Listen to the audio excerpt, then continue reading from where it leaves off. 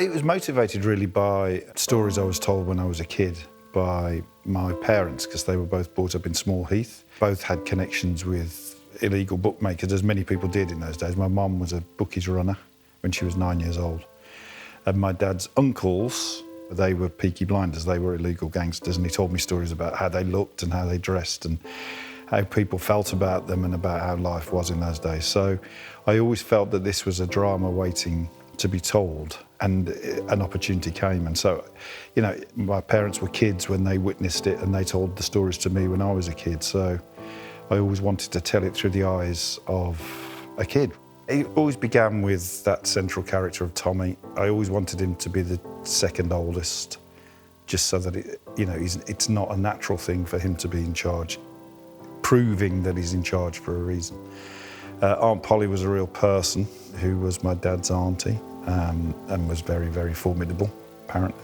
And then the brothers, you know, families were big in those days, and I'm from a big family with lots of brothers and sisters and things. So just dealing with that, the way that people get along, is, I think, quite interesting. And it's something that is in my background, so I do try and use it if possible.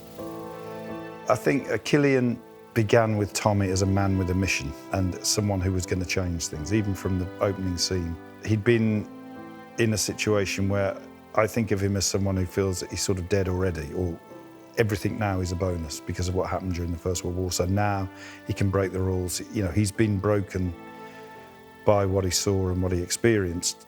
He's experiencing success. He's getting what he always thought he wanted. And I think in Series 3 he has to question, is this thing that I thought I wanted all that it is meant to be? Is it really what I want?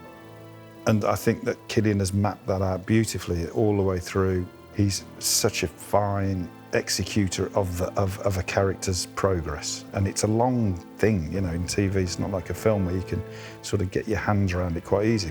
With this, it's such a long-term thing, and he's done it beautifully. Paul Anderson, who's playing Arthur, particularly in Series 3, has a character who's at a crossroads because of the influence of a woman that he's met and married.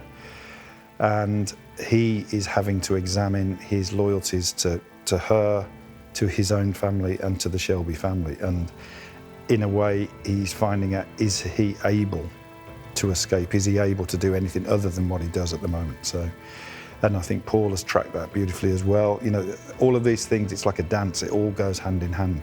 And always there with them, sort of between them, arm in arm with them, is Polly.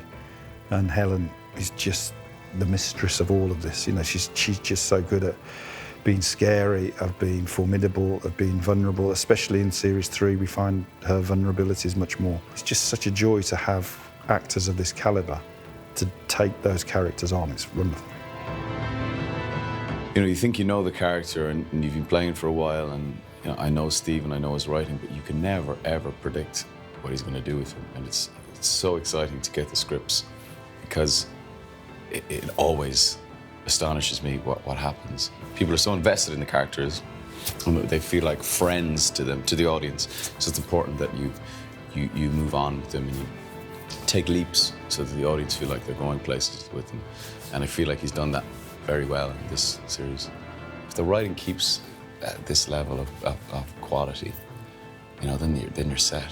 Then you'll keep getting directors as good as we have, you keep getting actors as good as we have, because everyone wants to be involved in great writing. It's really it.